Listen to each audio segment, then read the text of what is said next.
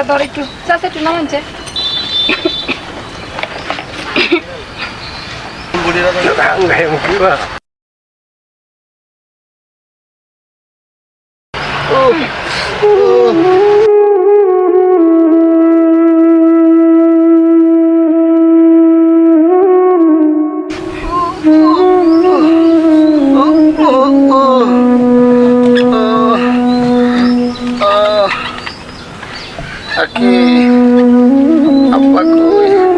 আপা গরো আপা শরীরটা বেশি ভালো না তো এলাকা গরো শুয়ে রয়েছে।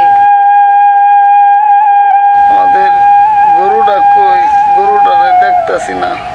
তোমার দেখি কিছুই মনে থাকে না। তোমার অপারেশন এত তো টেহা লাগলো, এটি কই থেকে দিছি? গরুটা বেচাই তো দিছি, নাহলে আমি কইতে দিতাম। শেষ সম্ভব ওই গরুটা ওইটাও বিক্রি করে দিলাম। এখন কিস্তি দিবা কেমনে?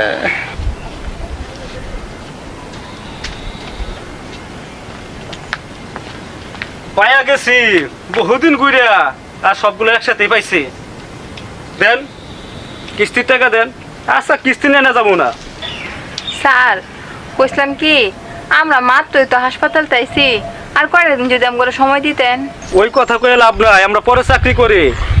আমরা সময় দিয়ে আমার চাকরি হারামো। শামীম সাহেব, আপনি কিন্তু খুব ভালো মানুষ ভাবছিলাম। টাকা নিয়ে যে দেওয়ার কথা ভুলে যাবেন এই তো ভাবছিলাম না।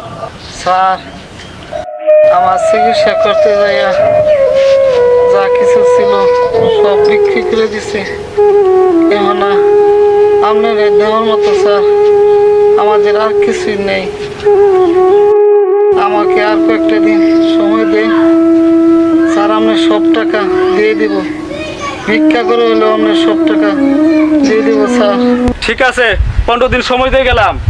15 দিন পরে কোনো কথা শুনবো না, কথাটা যেন মন থাকে। আমারে তুমি মাফ করে দিও। আর আমার লাগে আজকে তোমার এই অবস্থা। আমি যদি তোমার লোন তুলবার না কইতাম, গাড়ি কিনবার না কইতাম, তাইলে আজকে তোমার এই অবস্থা হইতো না। তুমি আমারে মাফ করে দিও গো, মাফ করে দিও। আরে না, তুমি নিজেরা দোষী মনে করো না। সবে আমাদের ভাগ্যের লেখা ছিল। ভাগ্যের লেখা কেউ খণ্ডাতে পারে না। কেন না ভূমি